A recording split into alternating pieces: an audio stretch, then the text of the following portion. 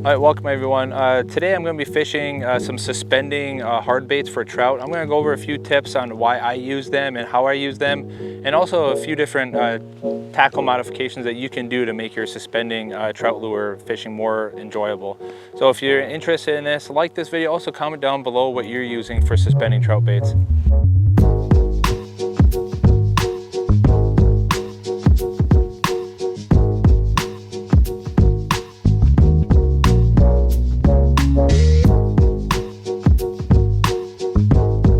All right, just to start off with, this lure here, this is the Rapala Ultralight Minnow 04.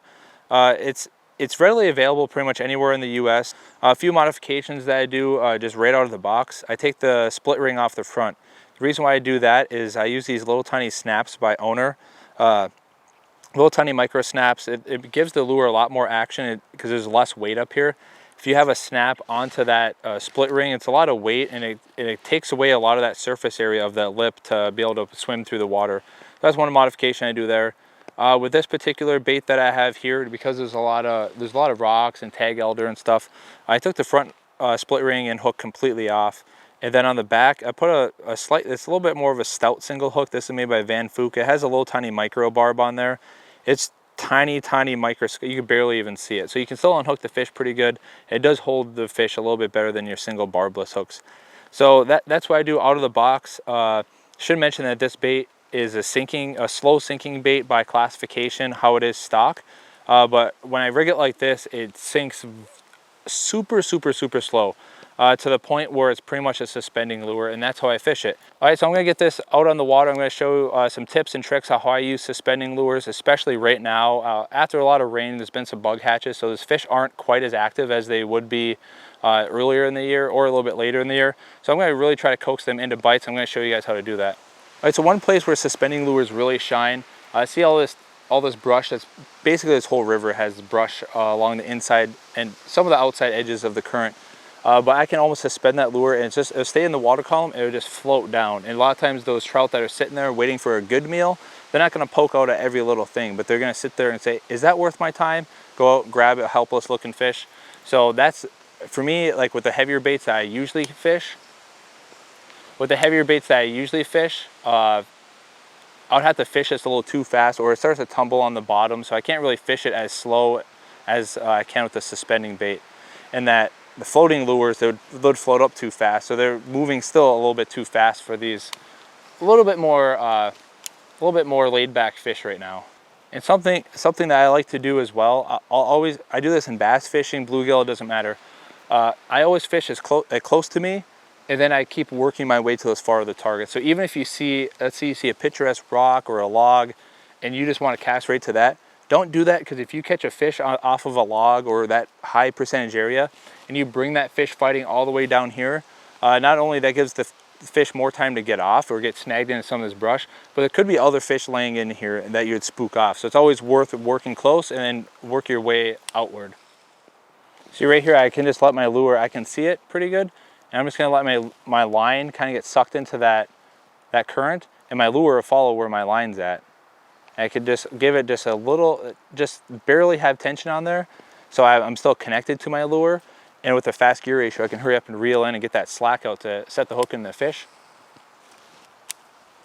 So the same thing, I'm going to get my line on the outside of that current. I can see my line, and it almost disappears in the water. I have a lot of tannic water by me, and this orange color is actually really nice for that. You can barely see that line in the water, but I can see it really well on top of the surface right here.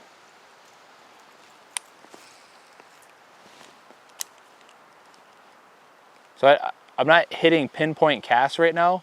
I'm just trying to be able to ride the current. It kind of splits when it comes up here. I'm just riding that current. So what I'll do is I'll cast to that far side of that current and make sure that my line, I can feel it just barely nicking the bottom. I'm not even putting any rod. I'm just keeping my line up a little bit, and that lure just very slowly shimmies and just goes right above the surface, right above the rocks down on the bottom.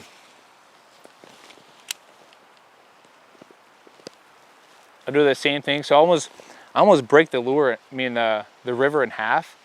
So if I'm casting on that side of the middle of the current, my lure is going to work on that side. It's going to kind of get pushed that side. So I'll kind of work that side first, and then I'll work my close side. So if it casts a little bit more to this side, like this, now my lure, my lines can get pushed toward this side of the river. So that way I'm following a natural presentation coming all the way down. And just give it some twitches. So it gets down to me. In fishing like that, a lot of times you can get hit like right out in front of you, especially in this darker water. So always make sure you don't give up on your cast.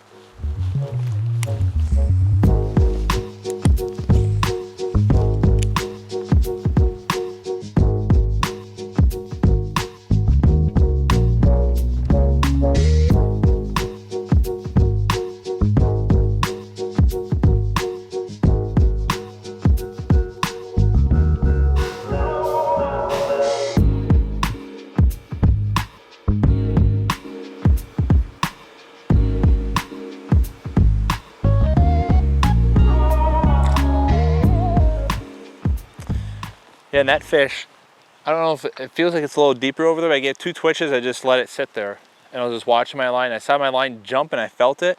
So as reeled down, it only took me 1 or 2 reels to reel that reel down, because I pick up the slack line. And then it was fish on. I was able to catch up, because sometimes when the lure is just suspending there, if you don't reel up your line fast enough, they'll almost like hit it, feel that it's not natural, then spit it out. So that's why it's for me, I like using a fast gear ratio for that. And if you wanted to switch to aggressive, like basically going from subtle like that to aggressive, you just cast out there and just reel it down just like a normal crankbait. Maybe give it a little bit of rod twitches. It does have a little bit wider, like when you deflect off of rocks, it's a little bit wider deflection just because a little bit more buoyant nature of the lure. It is a wider deflection off of rocks. So when you're banging through rocks like that, it can actually be, I guess, in a sense, more aggressive than just using a sinking bait that's gonna stay on track a little bit more. These lighter lures, especially floating lures, they hit those rocks and they deflect off more than a sinking lure would. All right, so it was a pretty slow day today. I can't 100% say that those fish that I did catch were due to the suspending nature of the bait, but a lot of those fish, I think all of them, it was when I was paused, that's when they hit, and then I felt it reeled in slack and reeled the fish in. I haven't really fished this river that often to tell if there's a lot of fish in here or not, but I do say that there are a lot of good tips that were in this video, and if you have any other tips, comment them down below. Suspending baits are definitely worth being in my tackle box, and hopefully they make their way into yours.